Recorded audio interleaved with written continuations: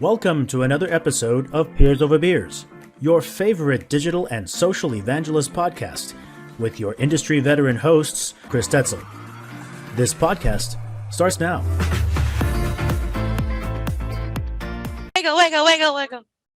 Weigle. So welcome to another Peers Over Beers. My name is Chris Detzel, and today I have a special guest on Peers Over Beers, Jenny Weigle. Jenny?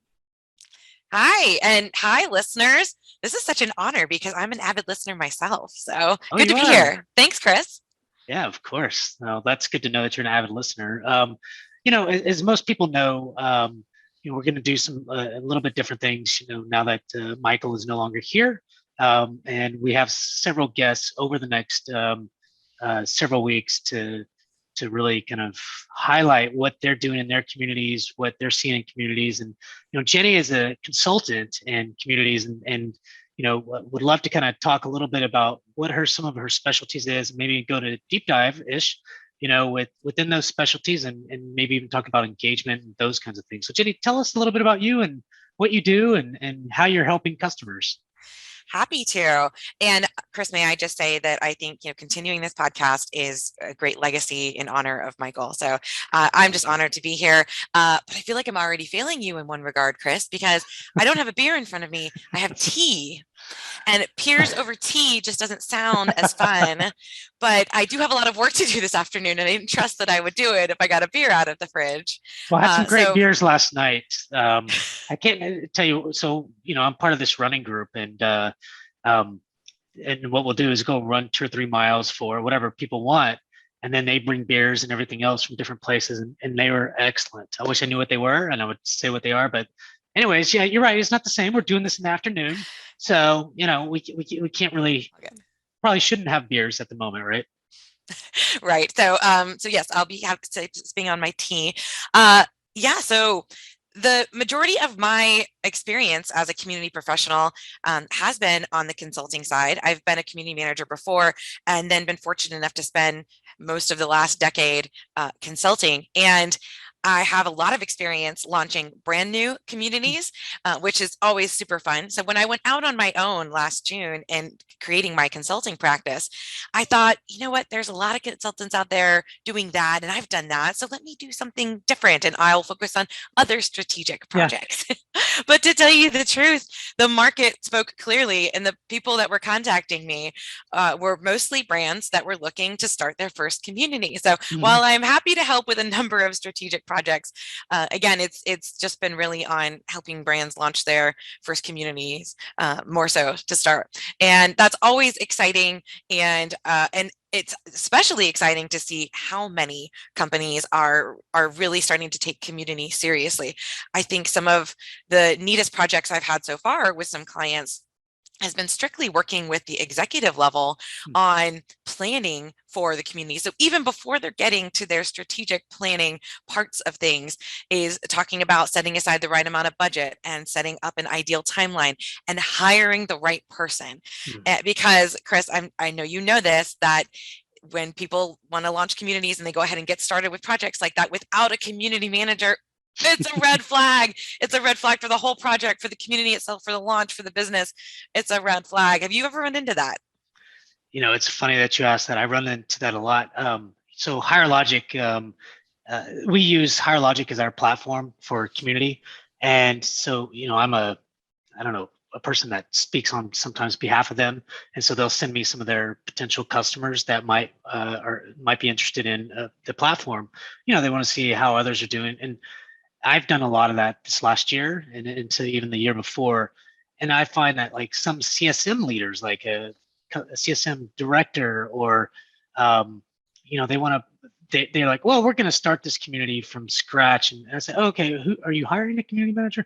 No, I'm just going to do it. And I'll tell them, because I was like, that's a mistake. Like, I think that if you don't have somebody full-time on this, when you think of, and what I'll do is I'll pull up my community, because, hey, they want to see HireLogic in action, and I'll just show them. I'll say, okay, when I think of content strategy, I think of, these 5, 10 things. So I'm creating video, I'm creating this, I'm creating that. I have a webinar program, I'm creating an engagement strategy. And on this engagement strategy, here are the tactics that drive this engagement strategy. And I go, and I mean on purpose to overwhelm these people because this is what you're going to have to go do. Because if you build it, they don't come. That's not the reality. I mean, and I think that some people think, oh, we just need this community. It's a good idea. Everybody's doing it. And it's not really, it is a good idea, probably, but you've got to put resources to it, and you've got to put budget to it at the end of the day. Don't you think?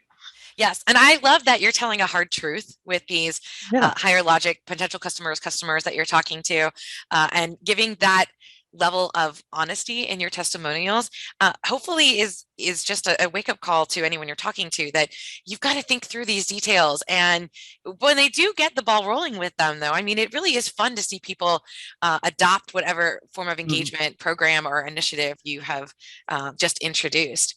Well, let's think about that as you kind of start, or as you've been consulting customers, or your customers on community.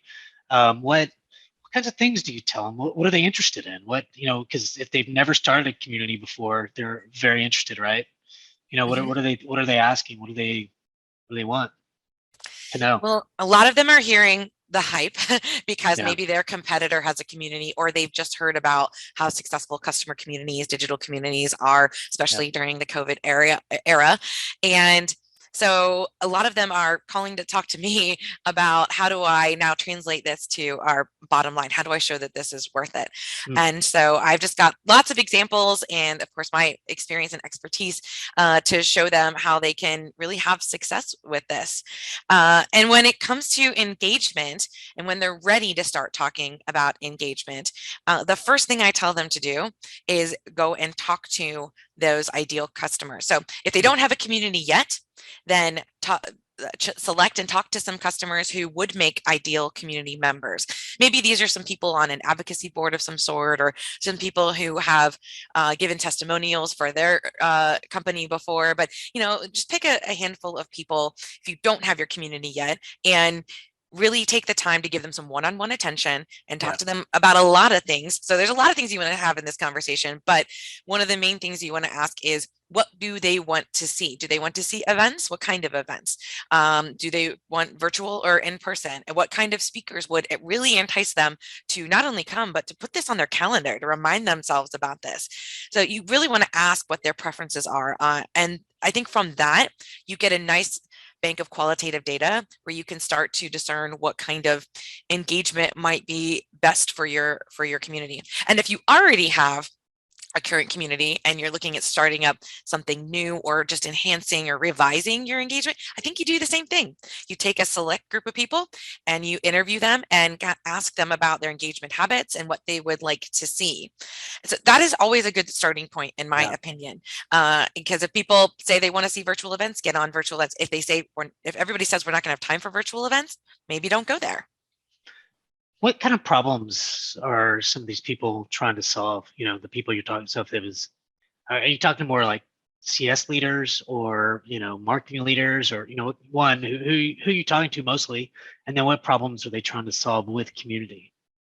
I'm talking to a combination of leaders, but you hit the nail on the head. A lot of CS, a lot of marketing, and a lot of support or customer service leaders. Okay, fair enough. Those tend to be a lot of the areas that I think are most common where community sits today, even though in my ideal world, community would have its own department and report right on up. That's a different, maybe a different topic for a different show. But also under product teams, talking to some product leaders as well. So, each of them are trying to fulfill different purposes. The support leaders are trying to figure out how a community can save them money if they so they don't have to hire more agents, or just save their agents time. Marketing leaders are trying to start a community to increase brand awareness and enthusiasm, and perhaps identify certain people who can do more with the brand in certain kind of like ambassador-like relationships. Customer success. There's a whole lot of reasons why customer success wants a community, retention, and even just leads coming in, and maybe even to I hate the word upsell, but maybe just to strengthen their relationship with the customer and figure out if they're talking about certain things in the community, but they haven't bought that product yet that serves that need. That's an opportunity for customer success to step in and help them with that. So, and on the product side, adoption. That is the number one thing. Product leaders are like, how can a community get my audience and my customers to adopt more features, to use it more, to get further ingrained? Yeah. So what I'm hearing, let's put it at the high level of, there's a lot of things you said there. So Yeah. I don't know that we're going to unpack all of that today, but what each department, like you said, has different needs for community. The nice thing is community really does touch all aspects of those kinds of things from a product company, right? Like, when you look at other communities, like, could be an e-commerce company, maybe there's some different opportunities there. But when you look at a product company like Reltio, the company I'm at, and kind of what you're talking about, you do see a lot of product companies building communities. Probably what you're hearing the most of, I assume. But there are other types of communities. So in this case, I'm hearing advocacy. So when you think of, marketing, those marketing people are looking for leads, but they're looking for advocates and things to brand awareness, that kind of stuff. And then, I'm hearing case deflection from kind of the support leaders, and then, upsell, cross sell, kind of this maybe even reference type, opportunity within customer success management. Sometimes reference type stuff is also marketing, but they're always looking for references, from customers. And then obviously adoption. So, when you look at the product teams, they're looking for, like when you look at an ideation opportunity, people to help build their product better, but also adopt it. I'm hearing that a lot myself, and I'm hearing it from all teams. And Jenny, I feel like it's good and bad, right? Like, I've done such a good job of building up this community at Reltio, as in, internally, people are coming to me left and right. Hey, Chris, we have this one piece of the product that's not being adopted, and can we do some webinars? Can we do this? Can we do that? It's like, hold up, we need to take, an approach that, isn't just community focused, but how do we also look at, working with the marketing team to, at the high level, how do we kind of get, buy-in, from the leaders, of, like a CIO or those kinds of people from other, and what problems does that product solve? And then at the bottom level, it could be more of this how-to, get people excited about it, that kind of stuff. But I agree. It's so much, though, that you got to kind of, and what I've learned and what I'm still learning is that you just got to, hey, it does help all these things, but let's slow down. What problem do we want to solve first? And then over time you kind of build it up, because if you're saying all these things like I've done in the past, and then over time people get excited about it and they start coming to you. If you're a one-person team, and which happens a lot in communities, it becomes overwhelming, because now you need content, you need to do these webinars, you got to do Q&A, you got to make sure you have rewards and recognition, and then you're talking to people internally. It's just a lot of crazy stuff. I don't know, but those are all the right things. And I applaud you, because I've always said that when it gets to the point that you as a community professional and a community leader have to become the gatekeeper, and so many people are knocking on your door because they realize the value of community, that is a good problem to have. That is a phenomenal problem to have, because that means that you have shown the value, you've proven it. Yeah. And so, yes, I applaud that, Chris. And I'm curious, because maybe I should have brought this up first, but the word engagement itself is defined differently amongst different teams. How do you define it with your company and your community? I guess a lot of ways. I kind of look at engagement, as obviously people engaging in, different maybe programs within the community, but also different channels within your company, right? It could be marketing, it could be CSM, it could be community, it could be support. I mean, people are engaging in a lot of different ways. And, when I look at community specifically, I think you have to have an overarching strategy that, one, you have to have a reason why you're doing community. So that's kind of when you first start, what's the point of community? Then two is, once you kind of figure some of that out, what is your engagement strategy? And Michael and I talked about this in the past, and I sometimes think more tactically than he did. And that's why would love to hear more of what you've done. But, for me, it's thinking about the high levels. So am I trying to solve the case deflection problem? Am I trying to solve, the advocacy problem, or, what am I trying to solve kind of at that higher level? And then build programs, that are more tactical, like webinar programs, blog programs, content type programs that are, I believe, and my strong point is content strategy and content, building engaging content. Because I think at the end of the day, if you have an open community and you build the right content strategy, people are searching for answers about your product on Google, right? And so if we're on the first page of Google, then, people start getting answers quickly, and maybe eventually they come when you kind of look at the, what do you call it? The customer potential journey of, how they find your product, how they are engaging, and things like that. And I believe it starts there. And then you start having these programs for your users. Like one of the tactical programs, and I've talked about this a lot in the past, is, and I've had a lot of success even at my last two companies, is building a webinar program, right? Because the webinar program really accomplishes many different things when you think of engagement. So I allow people to ask questions on the fly to the PMs. They have access to PMs. They have access to PS. They have access to these people that are really smart within the organization, and so that kind of helps fuel. It's not the only thing, but the engagement piece, but also the content piece. So I get video, I record and post on YouTube and into the community. Then I get, Q&A that I take from that webinar and push into the community. I get blog content that I find a blog writer to write it, send it over to the expert, and then author it by the expert, right? And so, it's coming up with your system that works for you. And then, then you've got to think of what are some other tactics, like, gamification and rewards and recognition and other, email type tactics that you're driving, as in when the customer first comes into the community, what's that journey and how do you kind of engage and interact with them, and those kinds of things. So there's a lot of tactics, but I also think that what are you trying to accomplish, right? From an engagement strategy standpoint, okay, then you go in and try to solve that problem with all these tactics that could work, Yeah. So does that make sense?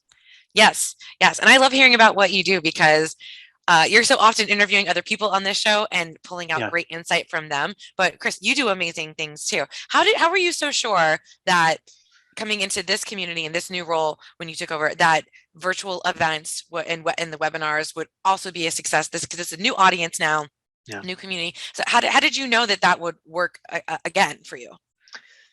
I was pretty sure because it worked before, one. So I think just copy and pasting some of that, thinking what worked before could certainly work again.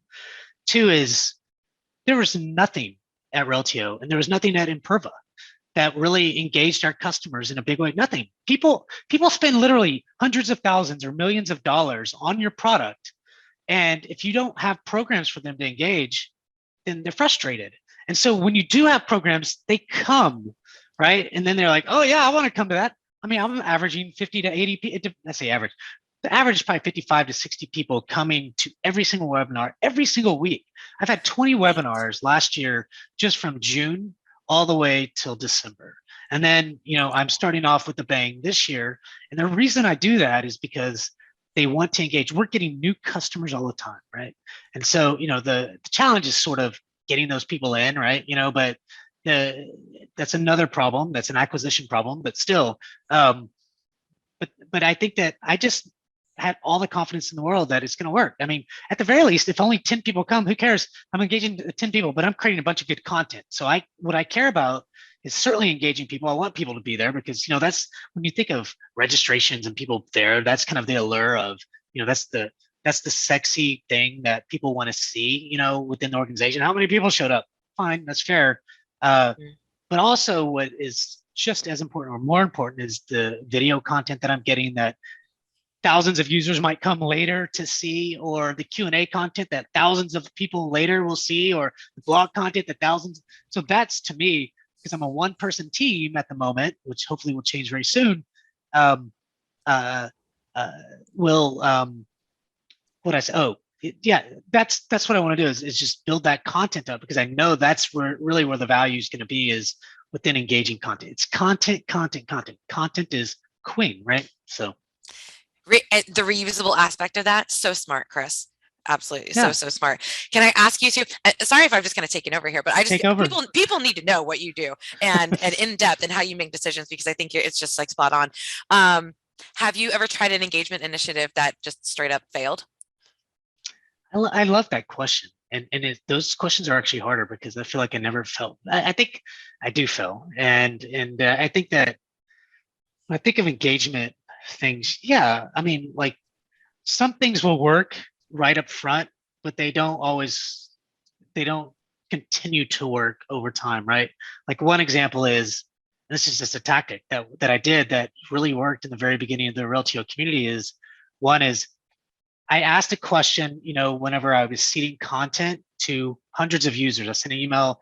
The question was, there was two questions, but the one question is, if you're in the room with one of your peers that also used Reltio, what would you what would you ask them? What's the question technically? But then the other question was, and I thought it was going to take off, and it sort of did at first, but was, what is, because you've been using Reltio, what is one trick or hat trick that you would kind of say that you wish you would have known, and that you would like to share?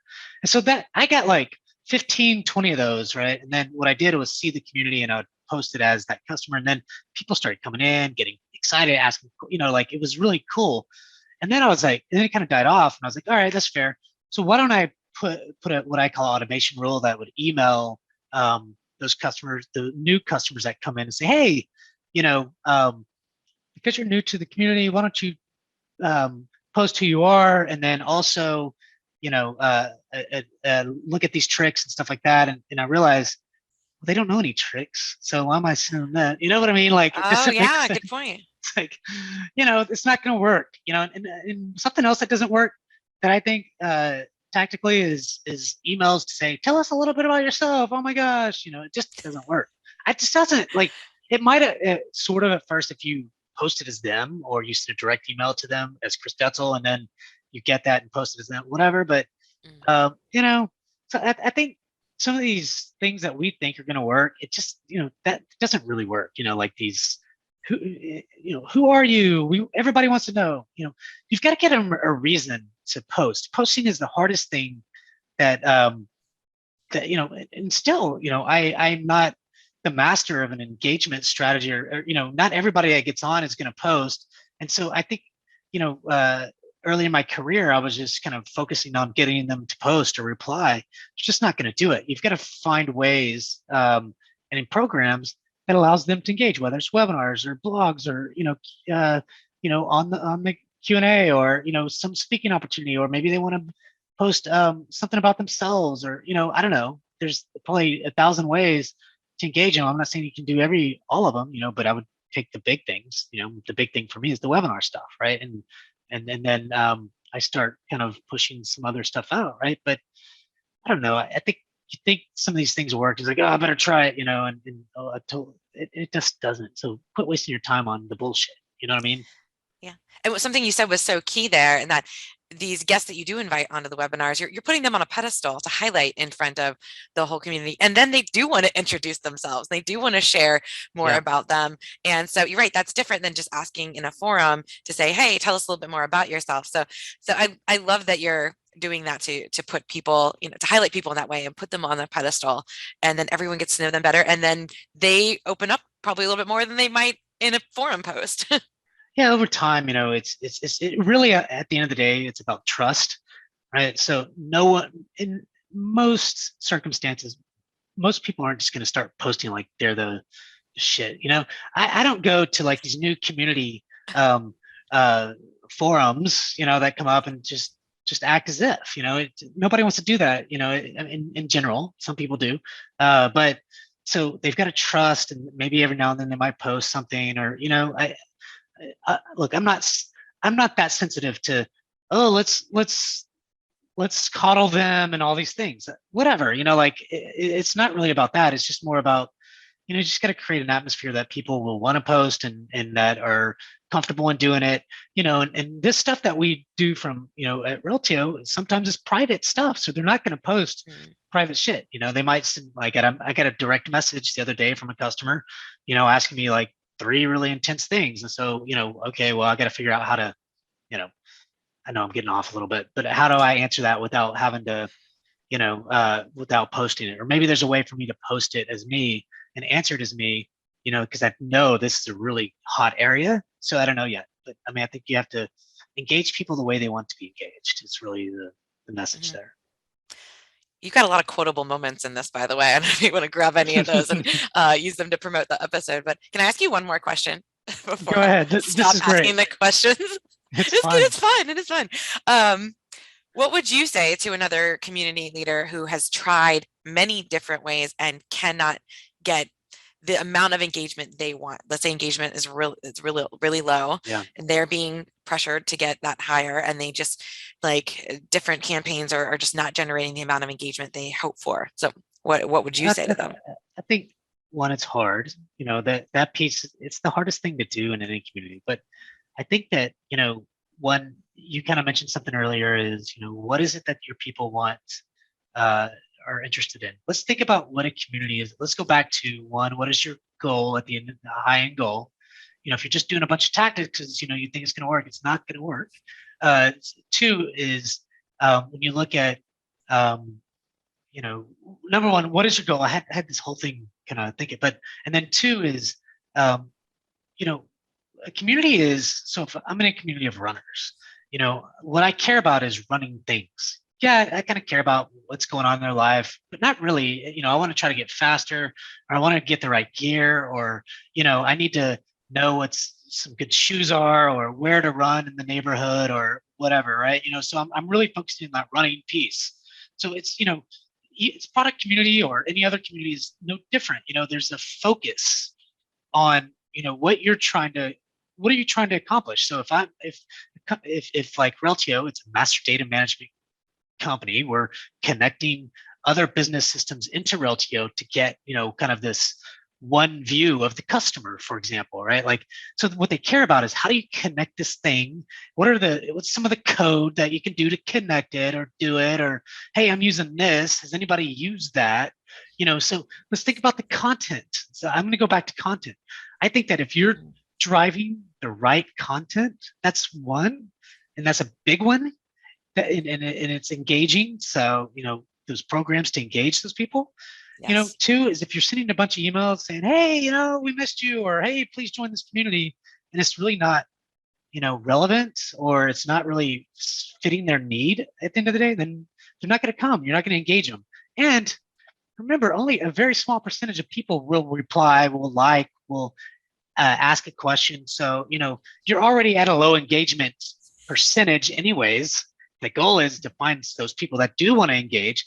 And that, to me, is building the right content strategy, in addition to an engagement strategy that will drive, once those people are there, how do you keep them, right? I don't know if that answers the question completely, but to me, at the high level, it's just building the right strategy, knowing what you're trying to accomplish with the community, building the right strategy from content and engagement, and then those tactics to drive it.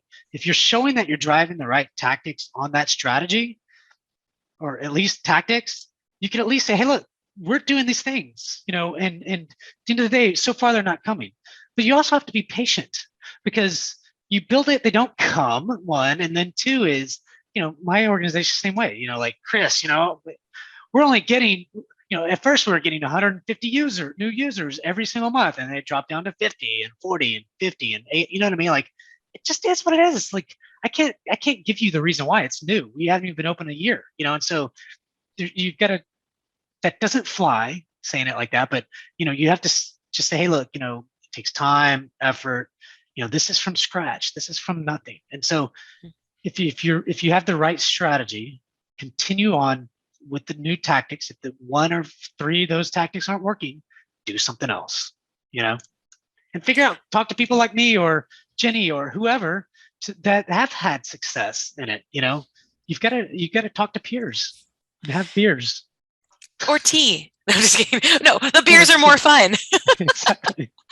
I love that. And the TLDR that I took from that is that if engagement is not working for you right now, go back to your strategy, take another look, maybe revise it, start there, and then get into the granular details and tactics. And if it is the right strategy, then you get into the different tactics. You might be driving the wrong things at the end of the day. I don't know. I mean, I feel like that I'm driving so many different things. Sometimes I need to. I think you're right. It's what am I doing wrong? That so you got to look at that. Get your boss, get whoever to help do that. I mean, it's okay that you failed. I mean, we all do. It's like, next, who cares? It's kind of like if I email 1,000 people to try to get on our community, only 10 did. Awesome. Next. You know what I mean? Mm-hmm. So. Yeah, Anyway. I think there's some expectation setting there too. And maybe that's with the community professional and realistically about what they should be expecting from their call to actions and how much they're getting back, right? And then even with the executives who might be putting that pressure on the community professional, which is that's a whole nother topic. And that's like a training, I think, almost to have that skill set to speak to executives that way, to set the right expectations. That's that could be another peers over tea topic. No, just kidding. Peers over tea. Oh man, that's gonna be the headline. Peers over tea, engagement strategy for each community. I don't know. Oh gosh. I also liked, I think when you first mentioned this and sent me the invite for it, you sent me a thing that said cheers over beers and so I thought you might be changing like the branding, and I was like, oh, that's kind of fun too. So you got lots to work with, Chris. Lots to work with. There is a lot to work. No, I'm just gonna keep it the way it is for now, and future wise we'll see what happens. But and Jenny, this has been really good. What questions should I ask? You asked me a lot of questions, but is there something that you want to kind of, say before we end this particular Peers Over Beers? I want to encourage community professionals out there just to really think big and think out of the box. There are a lot of different things you can do for engagement initiatives on a community. I think virtual events is probably the best well-known, but you can do even blog series, how-to series, you can do contests, you can do scavenger hunts, you can do challenges. And so I just want to encourage everyone out there who's thinking about this to research what, some of your favorite communities have been doing. Think about what you're involved in, what digital communities, and what has enticed you to engage. What was that? And can you adopt a similar model for your community? Because there's just a lot of options out there. But what you said about content is that every one of these things has to serve up some form of content that people seek and value and need and want to spend their time and attention on. So yes, content and engagement, I mean, they should work hand in hand. And if anyone is doing an engagement program that is just kicking butt, please let me and Chris know. I'd love to keep a tab on these and share examples of things I think are really, really unique. And so, I would love to hear from anyone out there who's doing something along these lines of what we talked about or something totally different that we haven't even mentioned today. Yeah, and that's really good, Jenny. I mean, we should probably close there, but I'm still going to say this is, she mentioned a lot of tactics, and those tactics work with the right strategy, right? So have the right engagement strategy, know what you're trying to accomplish at the end of the day, and those tactics will help drive it. And they're very important. But one tactic is not going to drive your entire engagement piece, right? Like just because you reward and recognize somebody and give them some swag, that's a lot of swag if you're just going to beg people to do shit. You know what I mean? Like, so just, but Jenny, that was really good. I loved it. And I really appreciate you being on today. Well, thank you so much for having me. I'm on Peers Over Beers. Like, wow, this is exciting. Wow. I've made it, Chris. We'll have to have you on again. So, hey, everyone, well, thank you for another Peers Over Beers. My name is Chris Detzel, and thank you, Jenny, for coming on today.